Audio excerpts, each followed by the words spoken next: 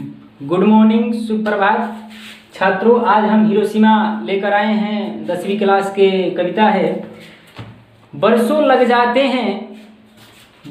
जाते हैं एक आशियाना बनाने में, लोगों को तरस नहीं आता बस्तियां जलाने में।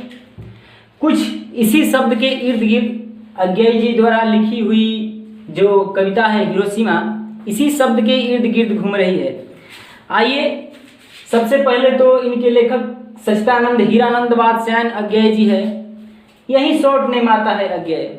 एक छोटी सी कहानी है, इस शॉर्ट नेम के पीछे हम बता देते हैं कि ये जो थे क्रांतिकारी विचारधारा के थे। भगत सिंह, चंद्रशेखर आजाद के साथ काम किया करते थे। तो जब ये क्रांतिकारी विचारधारा के थे तो इन्हें अंग्रेजों द्वारा अरेस्ट किया गया और जेल में रखा गया। तो वहीं से इन्होंने कहानी लिखी जो प्रेमचंद्र उस समय के जाने माने लेखक थे, उनके द्वारा भेजा गया, लेकिन कुछ उसमें नाम कुछ भी नहीं था। तो वह जो है अज्ञेय द्वारा उस कहानी को प्रस्तुत किया गया। वहीं बाद में इनका नामकरण अज्ञेय हो गया। वैसे हीरानंद शास्त्री इनके पिताजी का नाम था। पहले इनका नाम सच्चिदानंद वात्स्यायन और उसमें हीरानंद इनका पिताजी का नाम जोड़ा गया। इनका जन्म 7 मार्च 1911। 7 मार्च याद करने की जरूरत नहीं है, केवल 1911। जितना काम है उतना रखिए, ज्यादा नहीं, क्योंकि कहा गया है कि कुचंत भोजन पचंत नाही, रटंत विद्या सटंत नाही। तो बस उतना ही याद कीजिए जितनी जरूरत हो। 1911 याद कीजिए, ये काफी है। उसके बाद केसिया कुशीनगर यूपी में इनका जन्म हुआ था और ये मूल निवासी करतारपुर पंजाब को रहने वाले थे। एक बार इसको स्क्रीनशॉट ले लीजिए, इसमें कुछ ज़्यादा नहीं है। इनको जो पुरस्कार मिला साहित्य अकादमी, बहुत ही अच्छा जाना माना है, और उसके बाद ज्ञानपीठ भी अच्छा पुरस्कार है, दोनों पुरस्कार इनको मिला। और ये यूगोस्लाविया का एक अंतर्राष्ट्रीय पुरस्कार भी इनको मिला था। इसको थोड़ा ज़्यादा इसको याद करने की जरूरत है कि दूसरे देश का है। और इनकी मृत्यु 4 अप्रैल 1987 को हो गई। केवल 1987 याद करना है, 4 अप्रैल को नहीं याद करना है, ठीक। हाँ, यदि याद हो जाए तो भूलना कैसे है, तो भूलना नहीं, याद हो जाए तो ठीक है। लेकिन और आइए आगे चलते हैं। तो कुछ बताने लायक नहीं है, और यही बताने लायक है कि बुक में देखिएगा, ये छायावादी कवि, आधुनिक कवि और बहुत ही प्रख्यात कवि है। 2-3-4 भाषाओं की ज्ञाता भी है और बहुत से किताबें भी लिख चुके हैं। उतना किताब रटने की जरूरत नहीं है, कितने नामों में कितने बार 1-2 किताब है, वो सब रटिएगा। आइए चलते हैं कविता की ओर। हिरोशिमा शहर है हिरोशिमा, वहीं कुछ ऐसी परिस्थिति घटी थी जिसपे कि अज्ञेय जी को लिखने पर मजबूर कर दिया था। तो पहले वो कहानी नहीं बताएंगे, लास्ट में कहानी पर चर्चा किया जाएगा, क्योंकि स्टार्टिंग में हो जाएगा तो मजा ना आएगा सुनने में। क्योंकि इनकी जो कविता होती थी बहुत ही रहस्यमय होती थी। तो आइए चलते हैं। तो इनकी द्वारा प्रथम पंक्ति लिखा गया है कि एक दिन सहसा सूरज निकला। अब आप सोचेंगे सूरज तो प्रतिदिन निकलता है, लेकिन एक दिन निकला। चलिए आगे पढ़ते हैं। निकला तो ठीक है, निकला। एक दिन सहसा सूरज निकला, अरे क्षितिज पर नहीं। एक दिन सहसा सूरज निकला, अरे क्षितिज पर नहीं, नगर के चौक। एक दिन सूरज निकला, ये तो ठीक है, सूरज निकला, अरे क्षितिज पर नहीं। क्षितिज क्या होता है?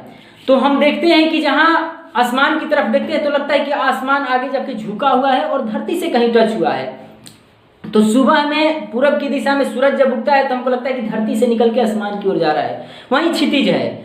तो बोल रहे हैं कि अरे क्षितिज पर नहीं, यानी कि वहां नहीं उगे हैं। कहाँ? नगर के चौक पे। अब चौक पे कौन सूरज होता है? आए आगे देखते हैं। आइए, धूप बरसी, धूप भी बरसा, अरे एक दिन सहसा सूरज निकला, अरे क्षितिज पर नहीं, नगर की चौक पे धूप बरसी, पर अंतरिक्ष से नहीं। सूरज की धूप तो अंतरिक्ष से आती है, लेकिन ये धूप बरसी अंतरिक्ष से नहीं, फटी मिट्टी से। मिट्टी फट के कौन सूरज निकलता है? और जो धूप भी निकला तो वो धूप अंतरिक्ष से नहीं आया, मिट्टी को फाड़ते हुए आया। अब आप सोच सकते हैं कि ये कविता किसकी तरफ हमें ले जाने की इशारा कर रही है। आइए आगे पढ़ते हैं।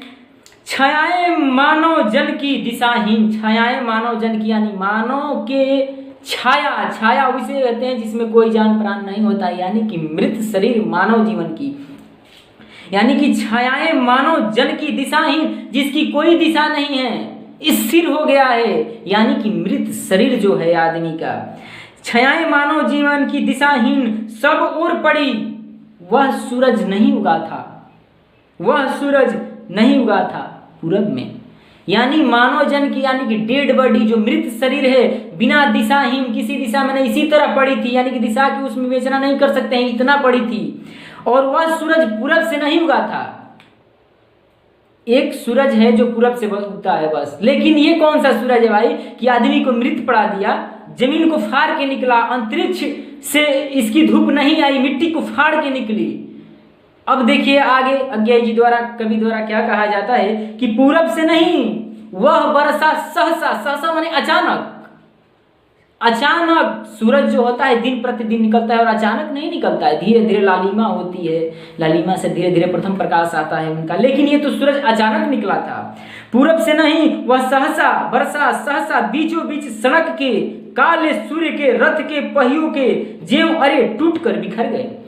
ऐसा सूरज निकला कि लगा कि जैसे सूर्य में जो रथ होता है, जो रथ की गति होती है, और पहिया जब रथ गति में होता है और पहिया जब टूटता है तो इतना बिखर जाता है। वही दृश्य कभी कल्पना कर रहा है तो शब्दार्थ पे नहीं, भावार्थ पे जाइए कि वह कैसा विस्फोट हुआ होगा कि रथ जैसे टूटकर सूर्य का बिखर जाता है, वैसे ही बिखर गया। मानो लगता है कि रथ का, सूरज का जो रथ है उसका पहिया जो है टूट के सभी दिशाओं में, कहता है कि 10 दिशाओं में एक भी दिशा छोड़ा नहीं है, 10 दिशा से बेसी कोई दिशा होता ही नहीं है, 10 दिशा में बिखर गया है।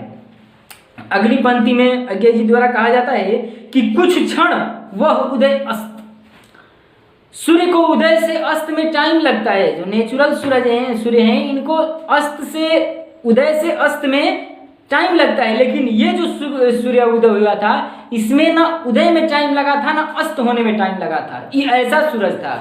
सब सोच रहे हैं भाई कैसा सूरज था। आगे चलते हैं, कवि द्वारा कुछ बताया गया होगा। तो आगे लिखते हैं कि केवल एक प्रज्वलित क्षण, जैसे एक चिंगारी होती है, जैसे एक पटाखा होता है, चिंगारी देके फूट जाता है, बस उसी क्षण, उसकी कल्पना भी नहीं कर सकते कि कितना कम समय लगा होगा अस्त, उदय और अस्त होने में। ऐसा सूरज था।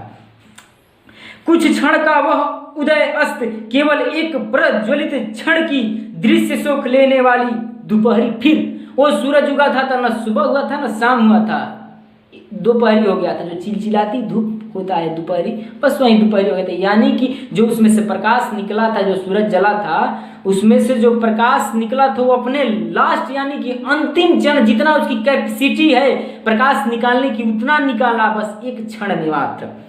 आइए आगे चलते हैं। छायाएं मानव जन की, फिर बताएं।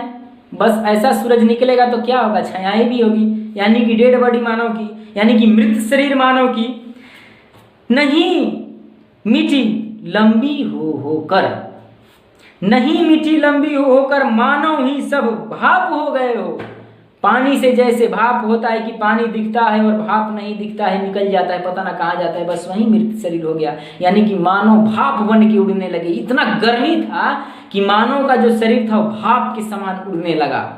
वो सूरज उदय हुआ था। कौन सूरज? अज्ञेय जी जिस सूरज के बारे में चर्चा कर रहे हैं। छायाएं अभी लिखी है, जो मानव शरीर की मौत की दुर्दशा है वो अभी लिखी हुई है। कहाँ लिखी हुई है? तो झुलसे हुए पत्थरों पर।